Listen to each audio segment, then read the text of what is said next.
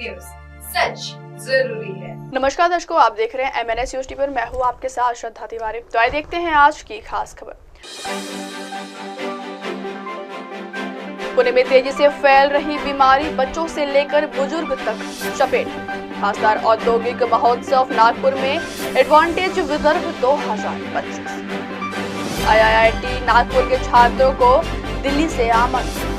तो आइए देखते हैं खबरें विस्तार से। पुणे में तेजी से फैल रही बीमारी बच्चों से लेकर बुजुर्ग तक चपेट। महाराष्ट्र से पुणे एक रहस्यमयी खबर सामने आ रही है, जहां एक सिंड्रोम तेजी से फैल रहा है और खासकर बच्चों को अपनी चपेट में ले रहा है। इस सिंड्रोम का नाम गुलेन-बे सिंड्रोम है। इस सिंड्रोम को लेकर अब तक 3 अस्पतालों को लेकर अलर्ट जारी कर दिया गया है। इस बात को लेकर महाराष्ट्र सरकार भी अलर्ट पर है। यह सिंड्रोम इंसान के इम्यून सिस्टम को निशाना बनाता है और उसे कमजोर करता है। हालांकि डॉक्टर्स के मुताबिक इस बीमारी का इलाज संभव है।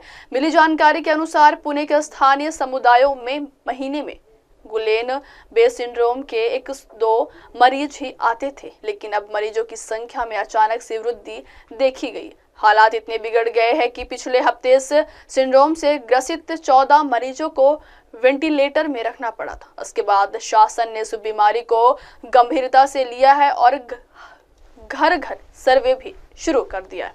इसके अलावा लोगों में इस सिंड्रोम के प्रति जागरूकता फैलाई जा रही। जानकारों की माने तो पैथोजेनिक बैक्टीरिया कंपाइलोबैक्टर जेजनी इस सिंड्रोम के लिए जिम्मेदार है। यह बीमारी लोगों के इम्यून सिस्टम पर अटैक करती है। अगली खबर। खासदार औद्योगिक महोत्सव नागपुर में एडवांटेज विदर्भ 2025। केंद्रीय सड़क परिवहन एवं राजमार्ग मंत्री नितिन गडकरी ने उम्मीद जताई कि विदर्भ के विकास के लिए एडवांटेज विदर्भ में कम से कम 50,000 करोड़ रुपए के समझौता ज्ञापनों पर हस्ताक्षर किए जाएंगे। नागपुर और गढ़चिरौली क्षेत्र में बड़ी संख्या में इस्पात उद्योग स्थापित हो रहे।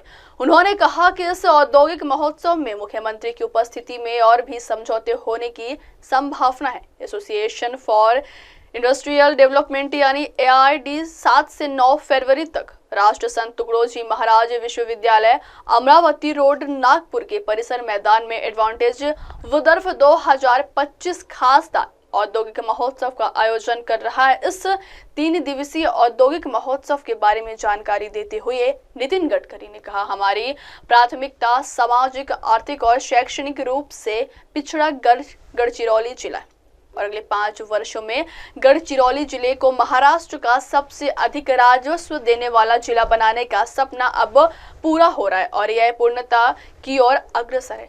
गडकरी ने आगे कहा कि हम नागपुर को लॉजिस्टिक्स राजधानी बनाना चाहते हैं। अगली खबर।